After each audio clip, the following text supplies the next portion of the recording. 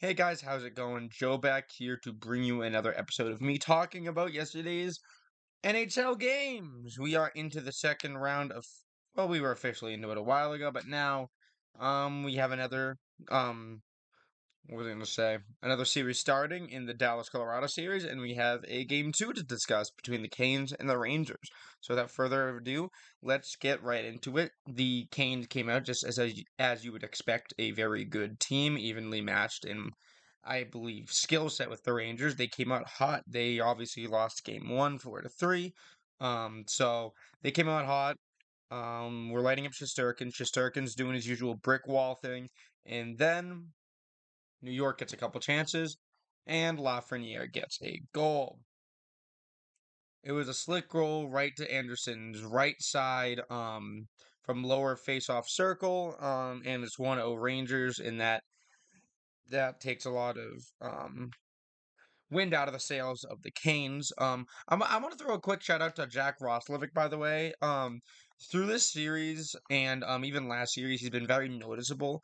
Not so much on the score. I think he has a couple goals and maybe a few assists, but I gave him and Winberg some shit for being the only additions to this Rangers team. I definitely gave Roslovic the edge above Winberg, but I don't know. I think I kind of grouped them together, and that could not be more the case. Winberg has been kind of a dud. Roslovic's been good. Roslovic's been very noticeable even when he's not scoring. So on and off the score sheet. Jack Roslovic, great ad for the Rangers. Very noticeable this game. Um, Let's talk about the first Carolina goal. Aho shot from the point, Gensel redeflection. Again, another reason to get the Gensel Aho Jarvis line back together. Clearly, they mesh well together. Even before Gensel said it, I said that Aho and Crosby have a lot of similarities in their style of play, and then Gensel said it, and I'm like, I'm a genius. That I'm LeBron over here. But they still have a lot of chemistry together, plus Jarvis. So I don't know why that line is not a thing.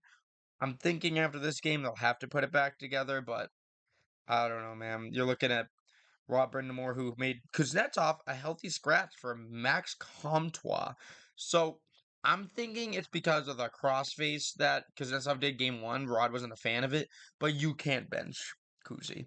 You can give him less ice time. You cannot scratch Kuzi. Now Comtois, he's a player that I followed on the Ducks. He was all right. I think he was all right there. So he's got to prove himself to be on a very, very efficient Carolina Hurricanes roster, very deep. I thought he did, yeah, didn't really do much last night. Obviously, it's a one game sample size. But, yeah, they scratched Kuznetsov, which I didn't agree with. But let's continue. Let's continue talking about what happened in the game. Um, the Canes score again on a 4-on-4 this time. A lot of 4-on-4 chances, and we're gonna discuss power plays and stuff in a little bit, so I'll explain that later. A lot of 4-on-4 play in this game, a lot more than your usual game, even with the double overtime. Spoiler. Um, but Brady Shea shoots it from the point. Orlov gets the redeflection right into the net. Great redeflection from Dmitry Skorlov, and that was what, 6 seconds left in the period. You love to get goals like that with a couple seconds left, and they are stingers for the opposition. So the Rangers down 2-1 to end the first. To start the second, Svechnikov off the top of the goalpost.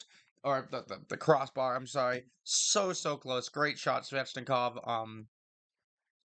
I do have a bone to pick with you. It's hard to compliment you right now, buddy, because I'm kind of mad at you, but we'll get to that when we get to that. Good shot. And then Lafreniere gets his second goal of the night. The passing on the power play. I think it was on the power play. No, it wasn't. It wasn't. Fox and Panarin had a nice passing play through the slot, got it to Lafreniere, who scores again. So Lafreniere, feeling it. Another reason. I just feel like it's so important for these young first round picks to be doing stuff like this, right? Like if Darlene was in the playoffs, I'd want to see something from him. Um, if Hughes or even Heischer. I think this is huge for Lafreniere and is really boosting his status as a good good good first overall pick. I mean, obviously he's on a stacked Rangers roster. They'd be here or somewhere near here even without him. But I would, if they end up going far in the playoffs, I'd definitely like to see Lafreniere play a big part of that. Just to kind of boost his status for his future and confirm that, hey, I'm not a bust. Um, and then Gensel gets another goal, and Aho gets his third assist on the night. So everyone, there's a lot of pressure on Aho against the bottom boards. Aho gets a great pass out, but everyone's saying the pass was better than the one timer. I loved that one timer from Gensel.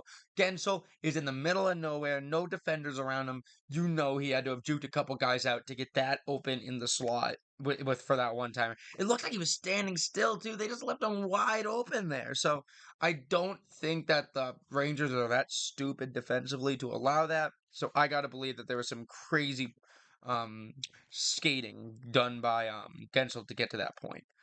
And so now the Canes are back up 3-2, and Anderson does what Anderson does worst.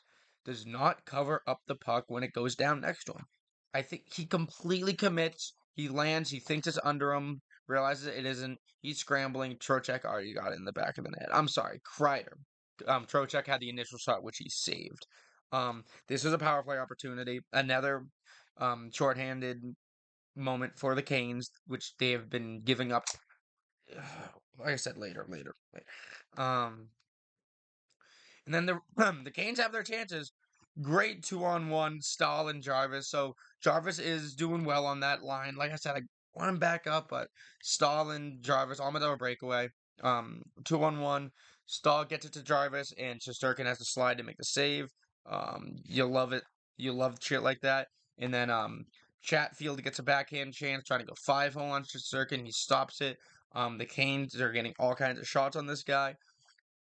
It doesn't work. It's 3-3, and it goes to overtime. Um, Shesterkin, or Aho gets a breakaway. Not an exact breakaway, like he just happens to get past the opposition, so it's 1-on-1. Um, Chesty follows every one of his moves left to right and manages to block it with the pad. If Aho got a little lift on the puck, who knows what would have happened, but he didn't. What was very interesting was both teams, as they grew more and more tired, stopped playing their bottom lines. I didn't agree with that at all, especially when you're New York and your bottom line is a guy like Rempe, who's an enforcer, who I hate by the way, but he's an enforcer and he's young. Why are you still skating Truba again? Like this guy's if you're gonna rest anyone, rest your old guys. They're resting the bottom line, which is usually the young guns. Kotkaniemi got no ice time really. Comtois wasn't getting any ice time. Comtois wasn't really gonna do anything, but just facilitate while you're out there. Just make sure no one scores and let your starters, let your strong guys get some rest. I'm sure that the Rangers would have reciprocated, but I digress. Um, Gensel for Aho again. Wrap around. Great save by Shesterkin. That puck goes in 9 out of 10 times. I can't believe he saved that one. I think it was partly off his glove. And again, that is Gensel to Aho. Would have been Gensel's third point of the night, Aho's fourth point of the night. Um, and then there was one point that was really funny. Nate just took a shot on the power play, and it bounced up in a way that it looked like it had gone in the net. And the boards, you know how the boards say Kane's goal when they score. The boards said Kane's goal. They thought it real quick, but obviously no. And then a breakaway chance for Zibanejad.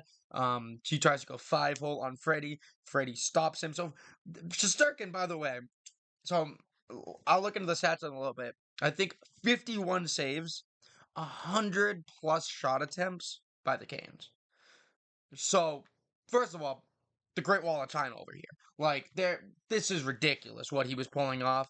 But I don't want that to take away from some great saves that Freddie had. And obviously it does.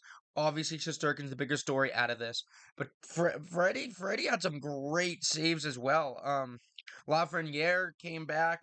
He got a shot in real close. Freddie gobbles it up. And then Martinook like dives on Lafreniere to try to stop the shot from happening a little late. Roslovic and Zibanejad get another great chance. Freddie sliding across the slot. Um, and then obviously it goes to double overtime. Some of these chances were probably in double overtime. I lose track. The system sucks.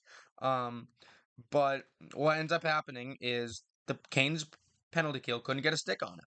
The Rangers were picking up their own rebounds, and finally it came to Trocheck right in front of the net, and he had that 5-hole open, and he took it, and there was no chance that Anderson was getting that. So Trocheck wins it. Big time celebration. Great, beautiful moment for a guy like Vincent Trocheck. So I'm happy. I'm mostly happy for anyone who scores that goal. I was rooting for the Canes, so obviously I was disappointed, but I know he's gonna remember that one for a long time. It increases. I'm pretty sure he has a goal streak going. Zibanejad has a point streak going. He has 8 total assists in the playoffs, so it's just Jesus. Don't forget, he's only playing the sixth game because the New York Rangers remain undefeated. So in the NBA, this is very interesting. NBA and NHL, all the teams that were undefeated in the first round remain undefeated in the second round. We're talking the Thunder, we're talking the Timbies, and we're talking the Rangers. But now what we're going to go into is the penalties. It is unacceptable. Both sides have some key guys as repeat fucking offenders, and it pisses me off. Svechnikov, you should be ashamed of yourself. He slammed into I almost said Lundqvist and Shesterkin. He slammed. It looked like a Marchand slew foot. It was a very bad play. You could tell it was he meant to hit him. It was very rough. That was only a minor. Svech got another penalty in the game. Brady Shea got 2 penalties. Truba got 6. He's had 5 minors in this series alone. He's their captain. So I don't know what it is from the lack of discipline from either side, especially the Canes, especially when the Canes are over 10 on the power play, and the Rangers were 2 for 7 tonight. And the thing was the the Cane, or I'm sorry, the Canes are taking a lot of these penalties while the power plays were beginning, creating those 4-on-4 chances. It just doesn't make any sense to me. The Canes, they're beating themselves. They're shooting themselves in the foot. If you're Rod, you change up those special teams this quick. It was just very ugly. Now, where do they go from here in terms of goaltending? Carolina is down 2-0 in the series. It's a coin toss. I think you I don't think Freddie lost in that game. I think Shesterkin won the Rangers that game. That's what happened. They got friggin' robbed by Shesterkin. Um so I think goaltending wasn't the issue, but being the aggressive coach that Brendamore is, it would not shock me if he put Kachekov in there for game 3. Anderson has been allowing 3+ goals in a lot of games here. A lot of goalies. I mean, Swayman, Shelovs, Skinner. They're allowing very few goals. Well, who is it? Gorgiev at the end of the Winnipeg series was only allowing a couple. And that's Gorgiev. The Dallas Vegas series, the Vegas goalies were allowing none. So Anderson, you are not doing the best of your ability. I still don't think you lost the game for your team, but don't be surprised if Kochetkov comes out and replaces you for this one. Um, let's talk for a sec. So we can all laugh about that Truba hit, right? Because Truba comes flying in, bounces his head off the boards. He's perfectly okay, so we can laugh about it. That is comedy. That's gonna be a meme for quite a bit. If I have anything to say about it, it was freaking hilarious the way that he just goes into the boards like that. Because what happened was like he was going for Natchez. He was going like with his shoulder, and Natchez like fell to the ice, and he just flew into the boards. So let's look at some player stats. Mind you, this is double OT, so gonna be skewed probably. Stahl 8 shots on goal. Aho 7. Gensel 5. Teravainen 6. How the hell did Cock and Yummy and Nason have 0? You know how long this game was? Shea with 6. Um, Slavin 7 blocks and Chatfield 6. Everyone had a block. The only player on the entire team who didn't have a block were Nason and Aho. So Nason just really went out there and did absolutely nothing this game. He only had 11 shifts, and Comtois had 9. Well, meanwhile, Jarvis had the most with 40. I'm sorry, Aho had the most with 43. That's crazy. Um, Hits. A lot of these players don't have hits for Carolina. That's very rough. They definitely did better in the face-off circle this game. Most of their guys have a positive percentage. And Jordan Stahl's almost positive with 46. Most hits, by the way, was Brady Shea. Let's check the Rangers. Plenty of players without shots here. We got Rempe, Ass. Rempe only played 4 minutes. Did he get tossed? I have no. This is news to me. I did not know that Rempe only played 4 minutes. Um, that's brutal for how tired those guys must have been. Rempe, Wenberg, I told you, no shots. VC and Kako, no shots. Trocheck had 6. Lafreniere and Kreider had 5. Zibanejad also had 6. In terms of physicality, Truba is the hit leader with 6. No one else really comes close to that. Barclay Goodrow, 5 block shots. What a penalty killer that guy is. He's a great two-way forward. But yeah. So Canes, the Rangers did what they needed to do at home, right? If the Canes manage to do what they need to do at home, we're looking at a tied series. This has not been the Rangers dominating the Canes by any fashion. The series score is not indicative of how the series has actually gone. So I think it'll be interesting to see how we go from here, and if the Canes can find a way to beat Shesterkin more than 3 times, because Shesterkin's approaching a record, right? It's like 3 or less in consecutive playoff games, and the record holder is his buddy there, Jonathan Quick, on the bench. So it'll be interesting to see if Quick throws out like a fucking banana peel or something, try to slow his roll. But Shesterkin's going off, doing his thing. So we'll see how long that lasts, and if there's any team that can stop it, the Canes have that scoring depth that hopefully at least one of those guys figures out how to do it. Because I'd like to see the series tie it up real quick.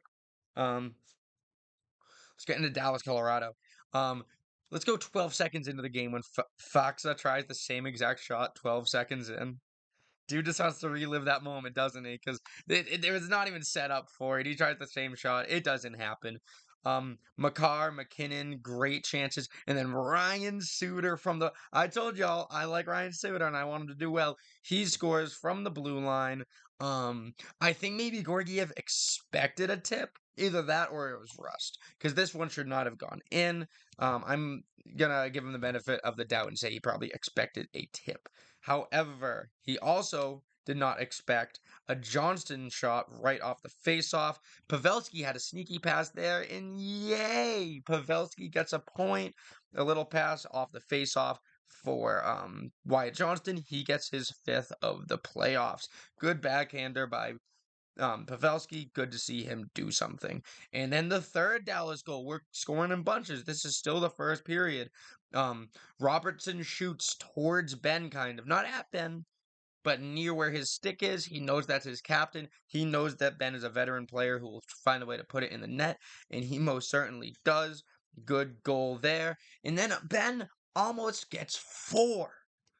He beats Gorgie. Hintz gets it to Ben. Ben beats Gorgiev, and Josh Manson, you son of a bitch, is right there behind him and bats it out. Unbelievable. Unbelievable from Josh Manson. Saves a goal. This has not been talked about that much, but this was an absolutely electric and honestly game-changing point in the game. Do you Gorgiev honestly might have been pulled after that? I'm not sure, but even if not, this led to a surge for the Avs. Makar works around a stickless Wyatt Johnston, gets it down to Nikushkin right in front of the net. Nikushkin, choo-choo, 8 goals in these playoffs. Unreal what he is doing. I have always stood by Nikushkin. I did not expect this, especially in comparison to how little McKinnon has scored and Rantanen. Nikushkin in with 8. They have like what, like 4 or 5 combined? Crazy. And then Lehkonen almost scores again on the power play again. So Dallas giving up really decent chances on the power play. They pay with their first. They don't pay with the second, but yes, they really do. Because after this Lehkonen chance from the blue line, Makar.